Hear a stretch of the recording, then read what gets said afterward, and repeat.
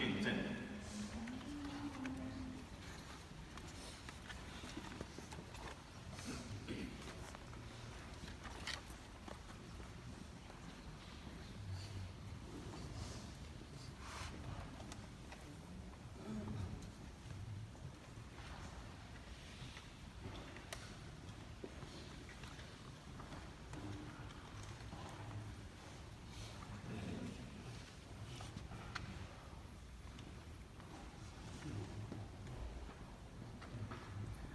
My father, Shum, was a luminous guiding presence to all who knew him, whether it was family, first and foremost the love of his life, our mother, Wayne King, and his sons, my brother Matthew and myself, his grandchildren, his two younger sisters, Aster and Karen, and his nieces and nephews, his many cousins, numerous friends, untold numbers of church members and their families, and his work colleagues throughout a successful career in Houston, New York, Beijing, and Hong Kong.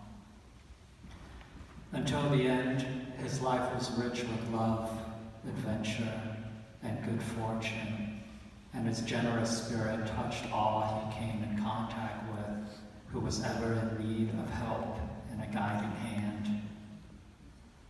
One of his favorite sayings was, "There's no free lunch." But I think we can safely say we all benefited from many, many free lunches from my father, financially and otherwise, for he was a person who demonstrated his love and care through meaningful action and acts of goodness rather than mere forgettable words. My father grew up in difficult times during the Japanese occupation. Born August 16, 1937, in Shantou City, Guangdong Province. He was forced to flee with his parents to the city of Chongqing in Sichuan Province, where he lived in his eldest aunt's home from an early age and was cared for by his grandparents. They were business people and instilled in my impressionable father the importance of investing in real estate. Their strategy, my father said, was to buy up all the property on a street. If someone didn't want to sell, simply offer them more until they couldn't say no. When he was a junior in high school, my father left home to finish his studies in a dormitory. It was not until 1958 that he was able to go to Hong Kong and reunite with his parents and two younger sisters. When he arrived there, he discovered his mother had become a devout Christian. Whenever she faced something, she would say, "Let us pray and ask for God's mercy." This profound idea of God's mercy became the recurring principle of my father's life. Also during this time, my father learned a very important lesson about money. He had a rich uncle in Hong Kong, a member of the prestigious Hong Kong Jockey Club, who got him a summer job as a teller at the Happy Valley racetrack. He would take bets from customers, and when he got paid, he would take his wages and immediately place bets on tips he received from the customers. As you may suspect, by the end of summer, he realized he had lost every penny he had earned, essentially working all those months for free. From then on, my father vowed to be smarter with his investments. In 1961, my father immigrated to America to begin attending graduate school at UC Berkeley, studying thermodynamics in the mechanical engineering department. His first afternoon, his advisor at Berkeley drove him around town to find lodgings, but every time there was a place with a vacancy, the landlords would take one look at my father's Chinese face and say the apartment was already rented. Faced with this overwhelming prejudice, my father began staying with a fellow graduate student in his lab who was also Chinese, whose name was Daniel. Daniel turned out to be a Christian who lived with several other brothers. It was not long before my father was baptized, and from that moment, he remained in the church life.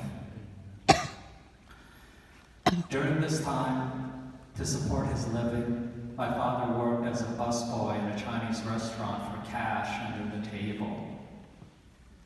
He saved up enough money to buy a used car and began giving rides to Berkeley students to the church meetings in San Francisco every Sunday. This was how he met his wife, my mother, Wayne King, who was in the PhD program in biochemistry at Berkeley. As my father said last year at my mother's service, their relationship was a true love story.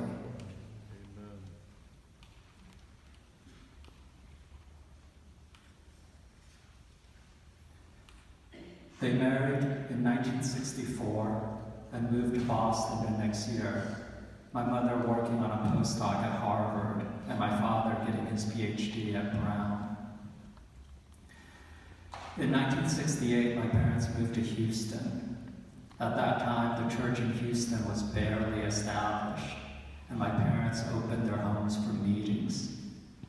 Eventually, the church grew, and before long, the saints needed their own meeting hall. This was when my father's interest in real estate began to bear fruit.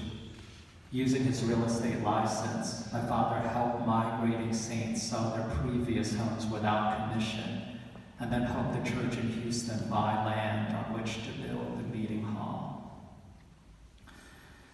When the exploration of China's offshore oil opened in 1980, my father joined Texaco to develop in China. In 1983, he traveled to China to meet with the premier to sign the first offshore oil contract China had ever offered to a foreign company. In 1985, his job required us to move to New York, and in 1992, he was transferred to Beijing to take charge of Texaco's business in China, where he routinely dealt with senior officials and ministers in the Chinese government, commanding great respect and admiration for his intelligence, business acumen, and mild manner, and making many friends. Even when he was speaking with the highest-ranking national leaders of China, my father always had a short prayer in his heart. "O Lord, have mercy on me." The same prayer he learned from his mother almost 40 years before. My father stayed in Beijing until he was forced against his will into early retirement by Texaco in 1999 so that he could be replaced with a white man. From 2000 to 2007, he worked in Hong Kong at the Hong Kong University of Science and Technology, where he helped coordinate with Peking University and the Shenzhen municipal government to establish the first high-level medical center and hospital in Shenzhen. My mother had retired by this time, and their home on campus at the university served as the hub for the church life among the students at HKUST, with many students getting saved, baptized in their bathtub. Eventually, my father retired from the university, and my parents returned to Houston in 2007, resuming living in the house that my brother, Matthew, and I grew up in, until my mother passed away from lung cancer last year. Devastated by the loss, my father moved to Arcadia to live out his last days with my brother's family. He passed away last Saturday night, July 27th, at approximately 10 p.m., quietly and without fuss. In recalling such a luminous life that touched so many, in so many places and ways, as his son, I ask myself what his incredible life can teach all of us.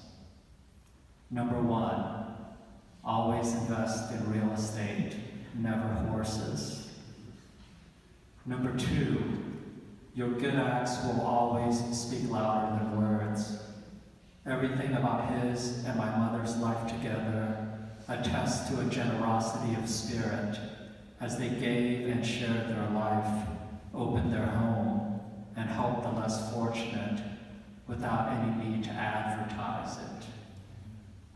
And finally, number 3, we are always subject to the Lord's mercy. The glorious truth that my father learned from his mother at a young age. We hold in our hearts the simple prayer, O Lord, have mercy on me. Thank you.